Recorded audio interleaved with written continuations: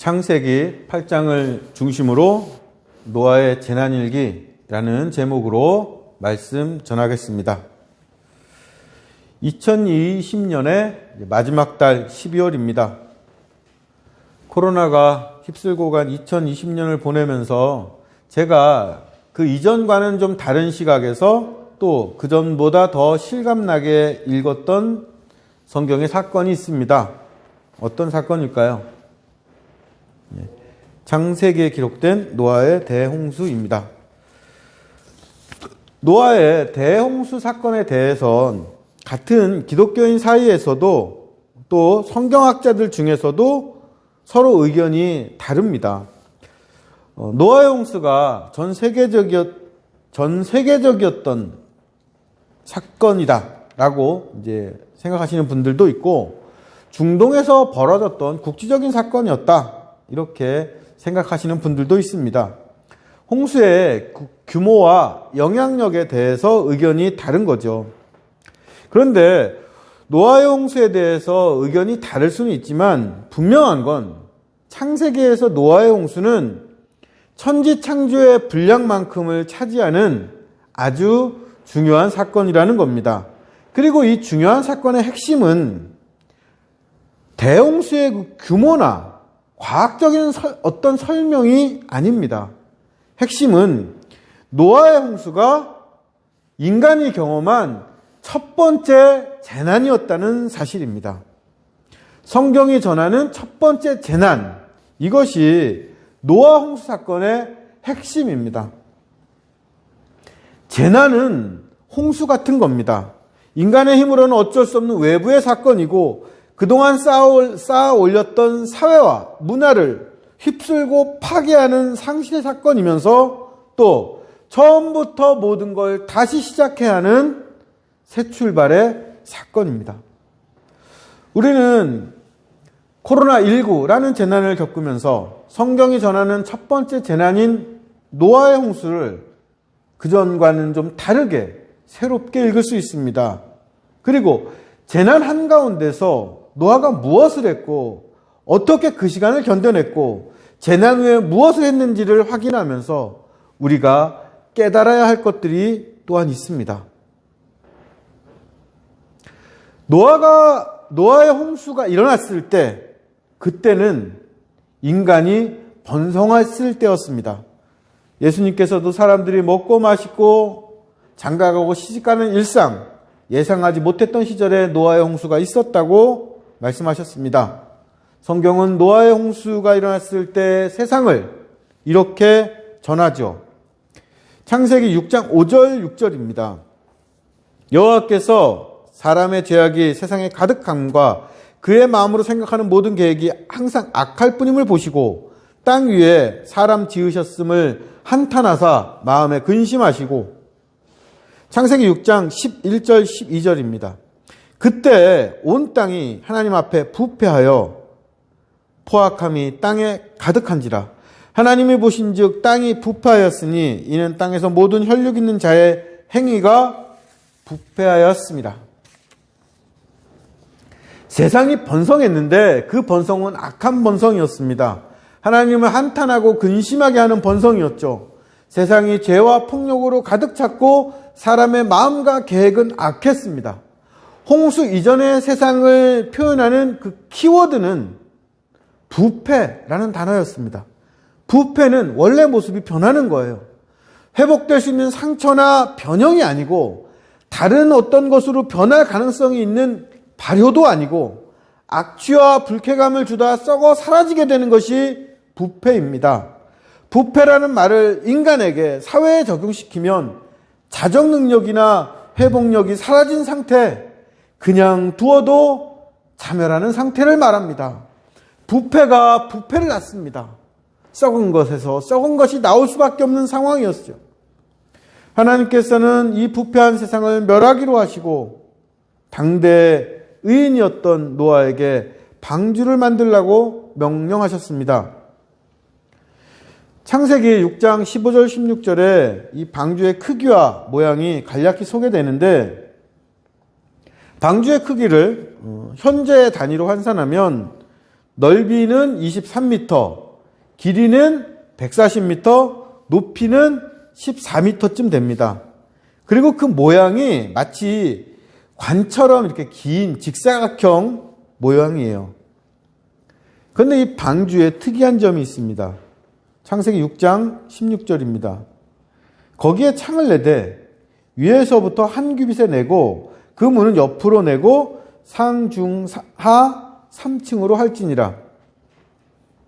창문을 내는데 방주 위에서 한 규빗 아래 내라는 거예요. 그러니까 14m 되는 이 방주의 윗부분 13m쯤에 창문을 달라는 겁니다. 이렇게 만들면요, 방주 안에서 그냥 하늘만 보이는 그런 구조가 됩니다. 노아의 방주는 안에서는 창으로 하늘만 보이는 커다란 관짝 같아요. 밖의 세계와 단절되어 있고 돛대도 없고 삿대도 없고 갑판도 없고 그냥 물 흐르는 대로 둥둥 떠다니도록 설계가 되어 있습니다. 노아의 방주는 인간의 의지가 전혀 개입할 수 없는 배였던 겁니다. 노아의 방주는 구조 자체가 어떤 의미를 전해주죠. 홍수라는 재난이 인간이 멈추고 조절할 수 없는 사태였던 것처럼 그 홍수에서 살아날 수 있는 유일한 방법이었던 방주 역시 인간이 그 속도와 방향을 주도할 수 없었던 겁니다. 다시 말하면 홍수와 방주는 공통적으로 인간의 무능력, 다시 말하면 전적인 하나님의 주도권을 드러내주고 있습니다. 그런데 이 재난의 시간 동안 속도와 방향을 정할 수 없는 그 방주 안에서 노아가 열심히 했던 일이 있습니다. 그건 방주에서 있었던 일을 기록하고 전하는 일, 재난 속에서 자신이 경험했던 일을 일지로 쓰는 것이었습니다. 노아의 재난 일지는 창세기 7장, 8장에 기록되어서 전해집니다. 그래서 우리는 그 재난의 시간에 어떤 일이 있었는지 알 수 있죠. 제가 창세기 7장, 8장에 기록된 노아의 홍수 사건을 날짜로 이렇게 정리한 그 문서를 보내드렸죠. 이 문서와 성경 구절을 함께 살펴보면서 이 대홍수의 의미를 한번 깨달아 보겠습니다. 방주가 이제 완성되고 노아가 600세 되었을 때 하나님께서 배 안으로 들어가라고 말씀하십니다. 이때가 2월 10일이에요. 노아와 그의 가족들은 비가 막 내리기 시작했을 때 방주로 들어간 게 아닙니다. 비가 내리기 전 일주일 전에 미리 방주에 들어갔죠. 재난의 징조를 보고 재난을 만나서 방주에 들어간 게 아니라 재난이 없을 때 하나님의 지시를 받고 방주에 먼저 들어갔습니다. 이것은 이들에게 아직 오지 않은 미래가 하나님의 말씀대로 될 거라는 그 믿음이 있었다는 증거죠. 그리고 이들이 방주에 들어간 지 일주일 뒤에 2월 17일에 땅에서는 샘물이 터지고 하늘에서는 창문이 열린 것처럼 비가 쏟아져 이 땅이 홍수가 일어나죠. 40일 밤낮으로 비가 내립니다. 비가 내린 건 2월 17일에서 3월 27일까지 40일입니다. 그래서 우리는 보통 노아의 홍수가 40일 동안 있었다고 알고 있죠. 하지만 진짜 문제는 40일 동안의 홍수가 아니라 그 홍수로 땅을 뒤덮은 물이었습니다. 홍수로 생긴 물은 150일 동안 땅에 가득 넘쳤습니다. 그러니까 2월 17일에서 7월 17일까지 겨울의 끝에서 여름까지 세상은 물로 가득 찼습니다. 이것은 땅이 혼돈하고 공허하며 세상이 물로 가득 차여 있었던 창조 이전의 그 무질서로 돌아갔다는 뜻이죠. 하나님께서는 노아에게 홍수가 있을 것을 알려주시고 방주를 만들라 명령하셨고 노아 언약을 맺겠다고 약속하셨습니다. 그런데 그 언약의 내용이 무엇인지에 대해서는 말씀을 안 하셨어요. 노아는 방주 안에서 물로 가득한 세상을 둥둥 떠다니면서 도대체 이 재난이 언제 끝날지, 정말 끝나기는 하는 건지 의문이었을 거고, 이 의문과 함께 불안했을 겁니다. 물로 가득 차 있던 그 150일, 이 시간은 아무것도 할 수 없었던 막막한 시간이었죠. 우리에게도 살면서 이렇게 그냥 둥둥 떠 있는 것 같은 아무것도 할 수 없는 시간들이 있지 않습니까? 아마 노아 한 사람이었으면 그 시간을 견디지 못했을 겁니다. 그래도 그 방주 안에 막막함을 함께 나눌 8명이 있었습니다. 그래서 그 시간을 견딜 수 있었던 거겠죠. 성도는 같은 방주를 탄 사람들입니다. 혹시 지금 그런 막막한 시간들을 보내고 있는 성도님들이 계시다면 정말 주저하지 말고 꼭 연락을 주세요. 막막함을 함께 나누는 것이 방주에 함께 탄 사람들이 해야 할 일입니다.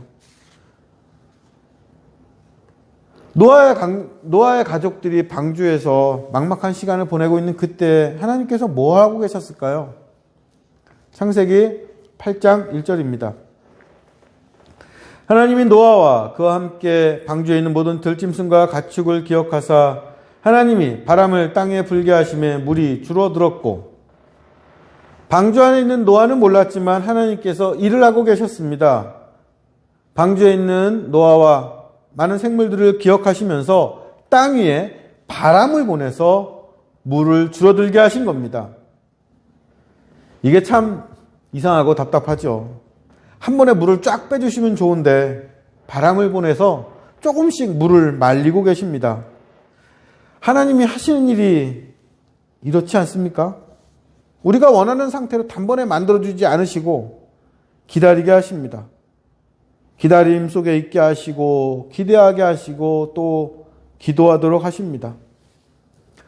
혹시 우리가 막막한 중에 있더라도 하나님께서 우리를 기억하시며 지금도 일하고 계신다는 그 믿음을 잃지 않으시기를 간절히 바랍니다. 더디더라도 하나님께서 하시는 일은 이루어집니다. 어차피 우리는 방주에 탄 사람, 하나님께 삶을 맡기고 의지하기로 한 사람들입니다.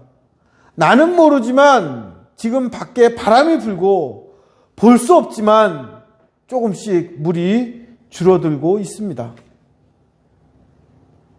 150일의 막막한 시간이 끝나고 마침내 노아의 가족은 작은 희망을 만납니다. 창세기 8장 3절에서 5절입니다. 물이 땅에서 물러가고 점점 물러가서 150일 후에 줄어들고 일곱째 달 곧 그 달 11의 날에 방주가 아라렛산에 머물렀으며 물이 점점 줄어들어 열째 달 곧 그 달 초하룻 날에 산들의 봉우리가 보였더라. 7월 17일 땅에 가득했던 물이 물러나면서 방주가 아라렛산 꼭대기에 걸려서 마침내 둥둥 떠다니는 상태가 아니라 정지된 상태가 됩니다. 7월 17일 아라렛산에 머물렀던 배는 그리고 그 상태로 2달 보름을 기다려요. 아마 이때는 매일매일 노아가 창문 너머로 세상을 살펴보았을 겁니다. 그런데 2달 보름 동안 뭐만 보였을까요? 그냥 하늘만 보입니다. 하늘만 보면 지금 바깥 세상이 어떻게 되는지 알 수가 없죠.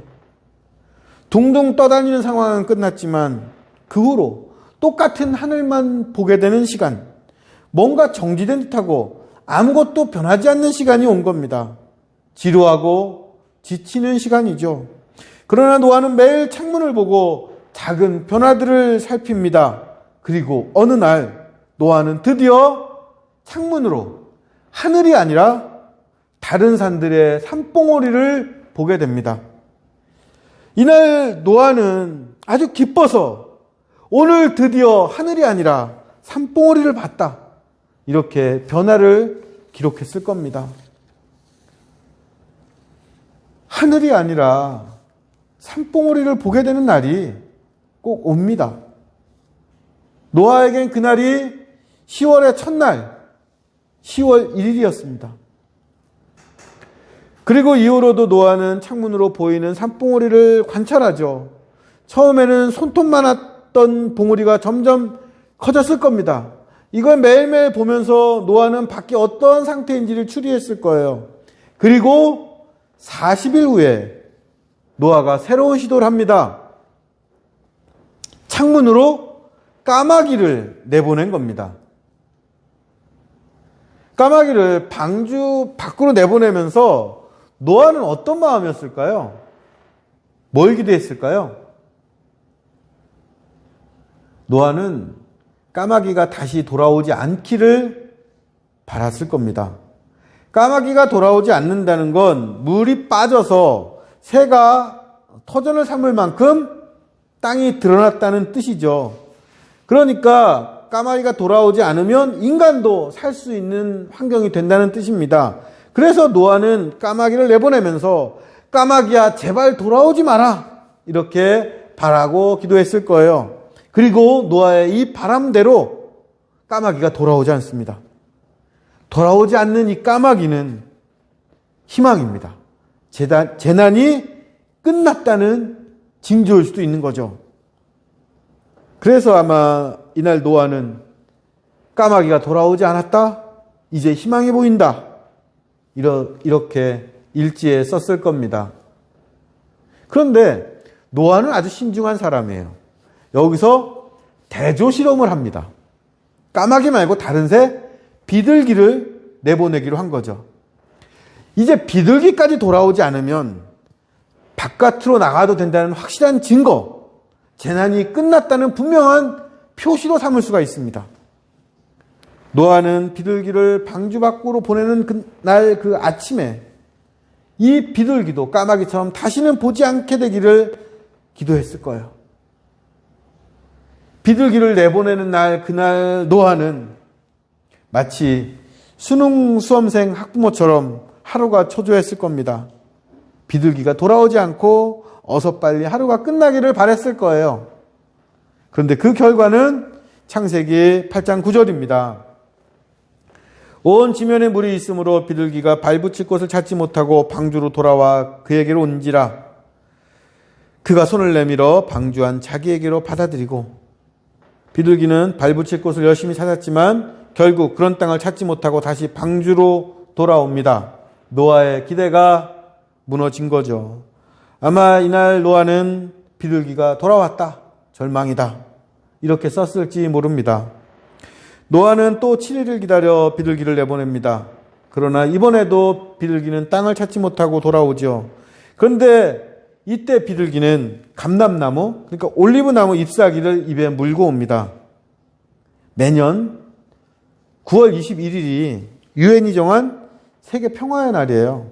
이 세계 평화의 날 로고가 감람나무 잎을 문 비둘기입니다.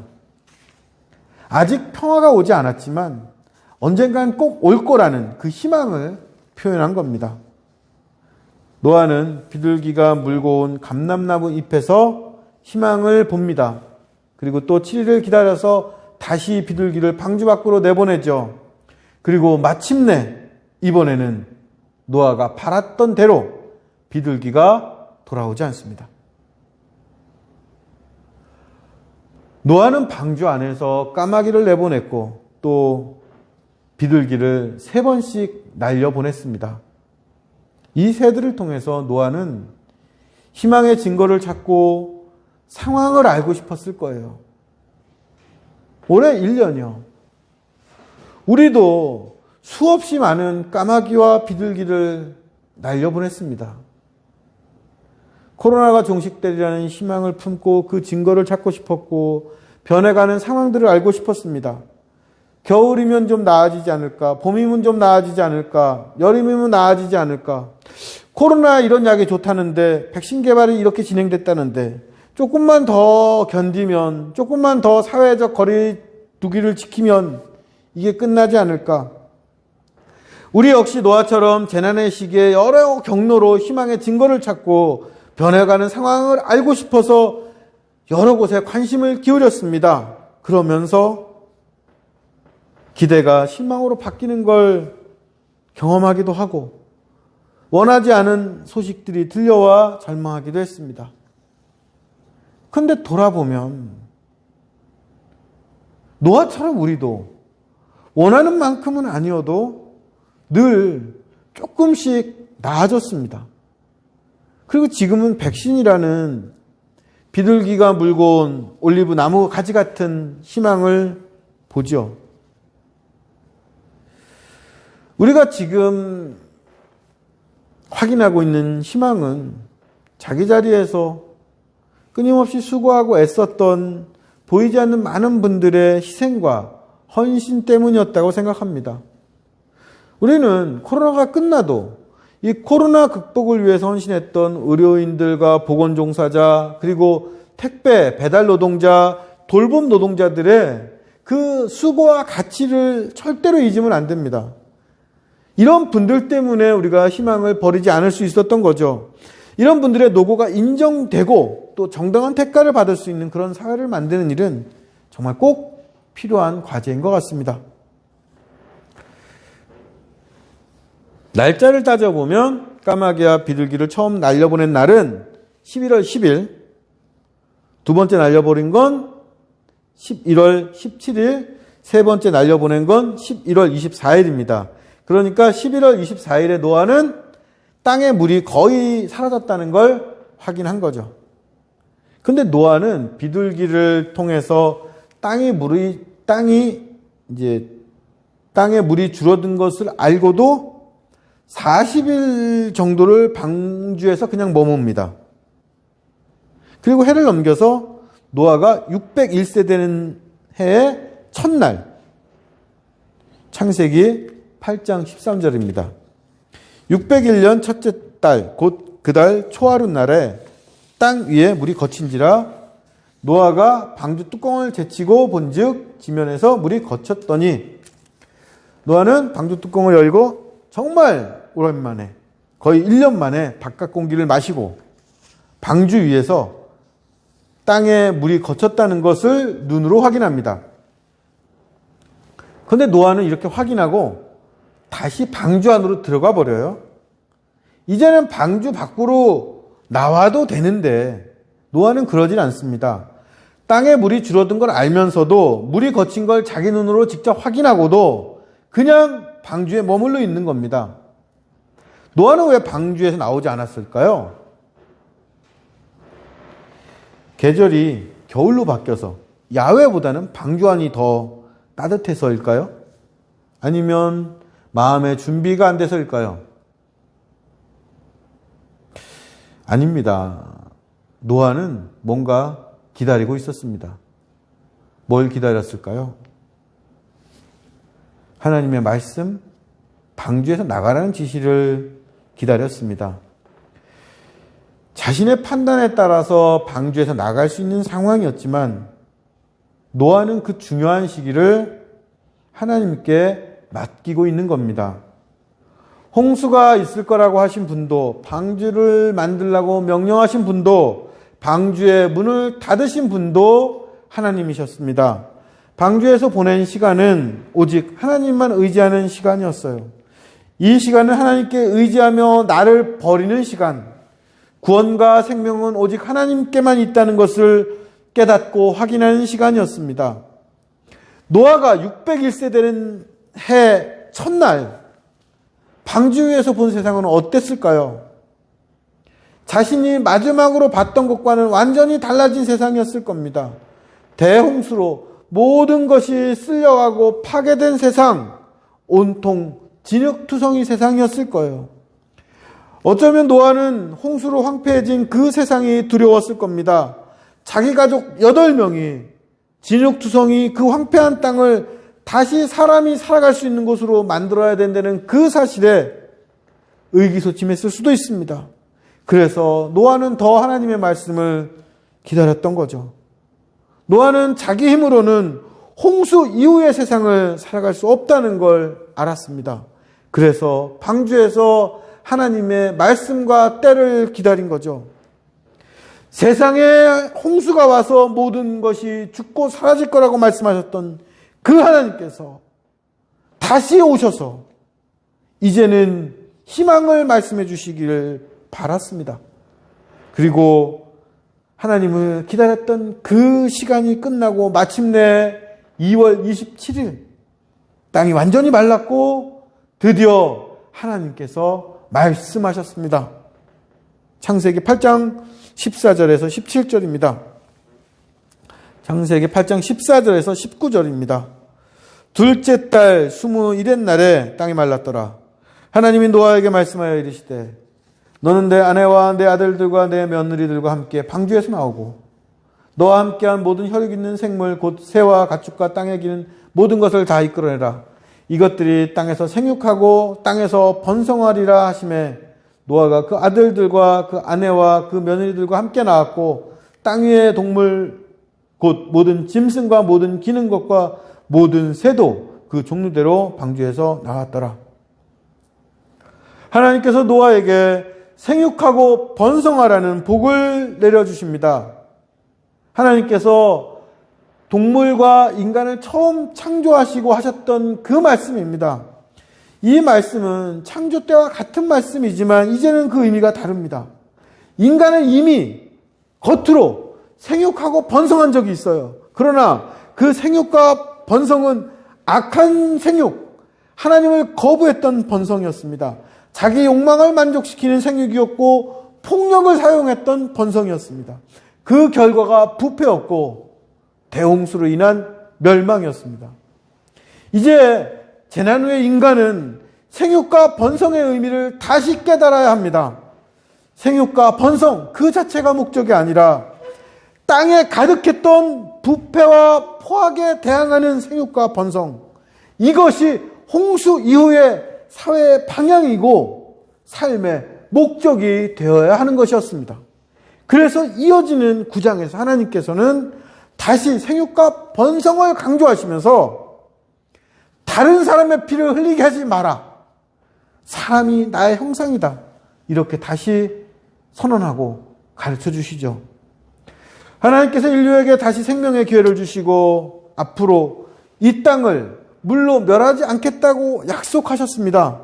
이것은 서로의 생명을 북돋우며 생육하라고 기회를 주신 것이고 평화를 추구하며 폭력 없이 번성하라고 명령하신 겁니다. 노아는 방주에서 나와서 하나님께 번제를 드립니다. 이 번제는 제사에서 자신들을 구원해 주신 하나님께 대한 감사이면서 동시에 생육하고 번성하라는 하나님의 말씀에 대한 응답이고 이 세상을 부패와 포악이 없는 세상으로 만들겠다는 다짐이었습니다. 이렇게 해서 600년 2월 10일 방주로 들어가면서 시작했던 재난이 601년 2월 27일 하나님께 번제를 드리면서 끝이 납니다. 그리고 노아의 재난일지도 끝이 나죠. 재난일지 마지막에 있는 말씀이 뭐였을까요? 창세기 8장 22절입니다. 땅이 있을 동안에는 심음과 거둠과 추위와 더위와 여름과 겨울과 낮과 밤이 쉬지 아니하리라. 다시 삶이 시작됩니다. 재난으로 멈추었던 일상이 이어집니다. 인간은 씨를 뿌리고 거둡니다. 추위와 더위, 여름과 겨울, 밤과 낮이 쉬지 않고 규칙적으로 이어지죠. 땅이 있는 동안, 땅에서 살아가는 동안 우리가 경험할 일입니다. 그런데 이 마지막 구절에서 인간의 영역이 어떤 일일까요? 심고 거두는 일, 씨를 뿌리고 추수하는 것뿐입니다. 나머지는 추위와 더위, 여름과 겨울, 낮과 밤은 우리가 어쩔 수 없는 것들이에요. 하나님께서 자연 법칙을 따라 하시는 일입니다. 노아의 재난일지를 보면서 노아가 보낸 그 시간이 우리의 2020년과 이렇게 겹쳐 보이지 않으셨습니까? 방주 안에서 둥둥 떠다녔던 150일 같은 막막한 시간이 있고 창문으로 초조하게 작은 변화를 지켜보던 날들이 있었습니다.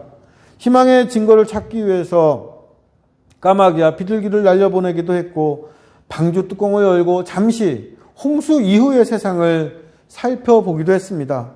그리고 우리는 이 재난 후의 사회는 우리가 다시 시작해야 되는 삶은 죄로 부패한 사회, 다른 사람의 피를 흘리게 하는 포악의 삶은 결코 아니어야 한다는 것을 깨닫습니다.